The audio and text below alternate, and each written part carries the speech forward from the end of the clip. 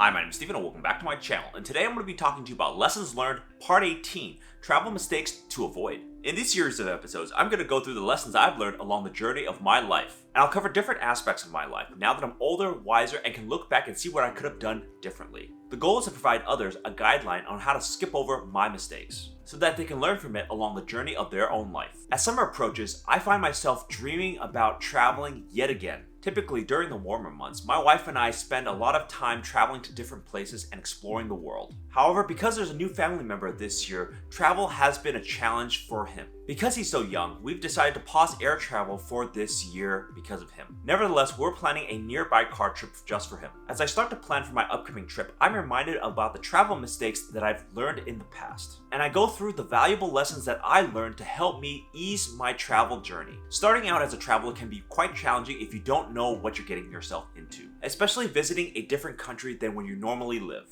However, I discovered various travel strategies to help us go through the common travel mistakes that all of us go through. By implementing these travel strategies, I've been able to facilitate traveling much easier now in my life. So here are some key practices that I learned along the journey of my traveling. So in today's video, I'm going to talk about my background, my lessons learned, and my general thoughts. But before we start, be sure to like, subscribe, comment, share with your friends, hit that notification bell if you like this content, and let's go. These lessons learned in travel came from bitter experiences and unexpected problems that arose during my travel journeys. Each of them has roots in a mistake or an error that I made or something that I overlooked. As I've gotten more experience in my travel journeys, I've been able to implement these and have a more smooth travel process. I'm able to enjoy traveling now much more than previously because I've sidestepped all the issues I ran to before. And the most common thing that I went through was never experiencing it before and didn't know how to go through and solve that issue. And the mistakes really boiled down to not planning enough or knowing about the location that I was going to. Travel is not easy and we're constantly bombarded by things outside of our comfort zone. It's also hard to plan and figure out things you want to do in an unfamiliar location. And depending on whether you're international, the language barrier there can also be a hindrance to your travel journey. Things are also not super obvious when you're on travel because you're used to a different way of life.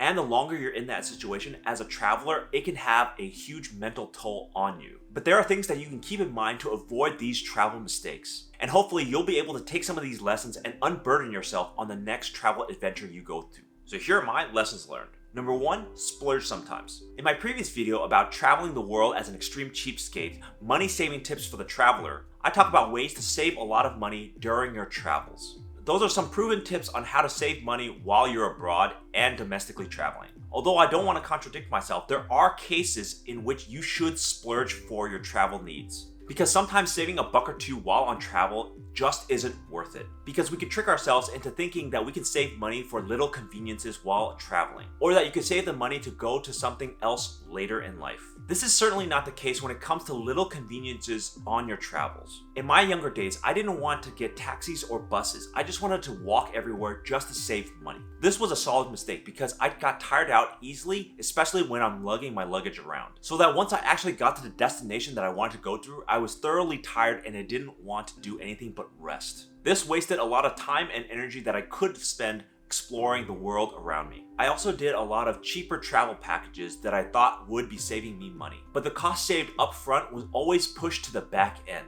Tours and guides forced you in markets and people who were selling things to you. And many of these day-long trips wasted your time by shuttling you back and forth into different markets. So when you're thinking about saving money on a package, think about how they could try to upsell you on the back end. And when you're traveling, time is a premium, so you have to think about the opportunity cost of your money. Is it worth it to walk 5 miles or pay the money to get a taxi and get there faster? Or not taking the deluxe package that circumvents all the markets and people trying to sell you on things? Sometimes it's easier to pay up front and experience less headaches while you're on your travel. So feel less guilty about travel spending and splurge on the things that make your life much easier.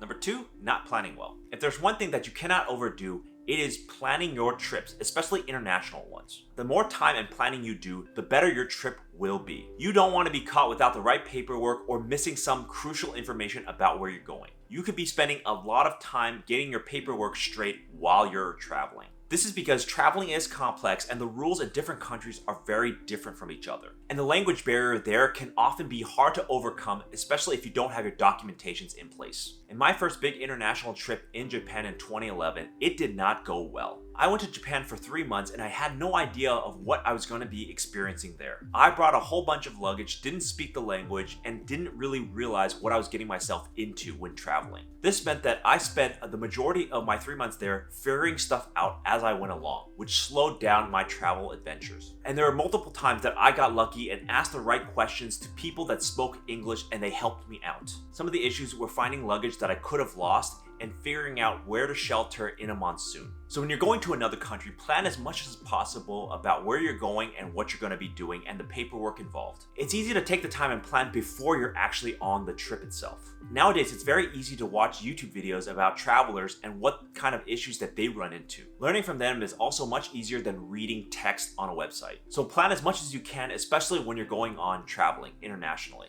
Number 3, overpacking your trip. When you travel, don't pack like you're taking your entire home with you. You will always regret it later, especially during transit to your destination. The more stuff you bring, the more stuff you have to lug around and keep track of. And worse, the more stuff you could possibly lose along your trip. Simply put, when you're traveling, you need a lot less than you actually think you need. And simply put, you should bring absolutely what you essentially need on your travel adventures. This means that if you need to reuse clothes or buy toiletries at your destination, then do so. This, I think, was a hard habit for me to break early in my travels. I wanted to bring everything with me. Because I was a planner, I brought a lot of things that I thought I would need, but never actually took out of my bag. I also spent a lot of time checking the bag at the airport and lugging that bag around, which was really heavy. This meant that when I got to the hotel, I was exhausted and I wasn't ready to go on my adventure. The true waste was that most of the stuff stayed in my bag and half of the stuff were only used. Nowadays, I carry a carry-on and try to fit everything in that one bag. I take it on the plane easily and there's only one bag for me to track during my travels. That means I'm free to move about more and I'm less fatigued by carrying that bag. So the biggest lesson for me to learn was not to overpack my trip.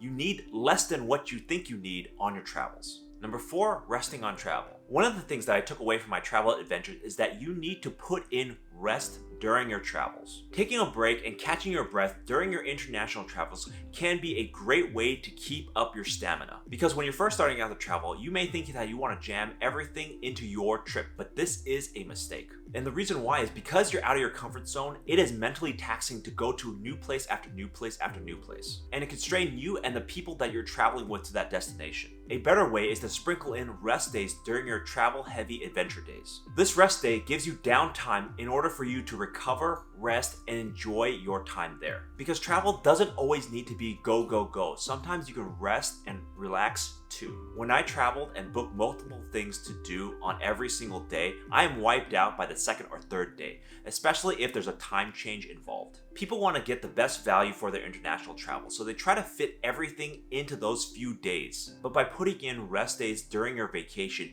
you can get more relaxed on your travel days and also come back relaxed. When you're starting out traveling, build more rest days than you need, and then build up your stamina to have less and less rest days. So traveling can be a quite grueling process, so build in those rest days to help you relax and rest more. And number 5, always be flexible. Lastly, while planning is important for every trip, being flexible is also crucially important. Overscheduling your trip down to the minute can be an exhausting process, and you leave out spontaneous experiences. Embrace the unexpected sometimes and be open to experiencing new things that you didn't plan. This helps you to be more curious about the world that you're in and isn't listed on the travel guides. And it helps you to form a deeper connection to the place that you're visiting. On my big travel adventures, during my days of rest, I use those days to be flexible and open up to new experiences that I didn't plan. Those are the days I keep my itinerary open for random things that come along. Doing these things spur of the moment can be a great joy when you're on your international travels. It's definitely more fun than being herded like cattle when you're on a tour and you're forced to go from place to place. I just like the freedom of it, to explore a new place and go where it takes you. If you find being flexible is hard, especially when you're starting out, don't worry. It's often hard to start traveling and not have a solid plan. In these scenarios, take baby steps in order to open up your travel plans and be more flexible and open to new things. So for example, exploring your hotel and the surrounding areas after your day-long tour is completed. Or if you're really advanced, go on a trip without anything planned and just do random things along your journey, keeping your options open to anything that might come your way. Being flexible not only helps you get more out of your travels, but also allows you to pivot when something goes bad. And having that ability to pivot means that you're always taking advantage of your travel situation and not wasting an opportunity. So having that flexibility is really key when you're going traveling. So those are my general thoughts on lessons learned from travel mistakes. Travel mistakes usually occur when people are stressed out or mentally taxed during their trip. This makes them susceptible to all sorts of errors that they normally wouldn't make in their day-to-day life. The new and different environment can throw even the most confident person off of their game. So it's important to realize that the common theme of my lessons learned is to lower your stress on your travel adventures. And when things do go awry, you've either planned for it or you can pivot to something different. And even if you're the best travel planner in the world,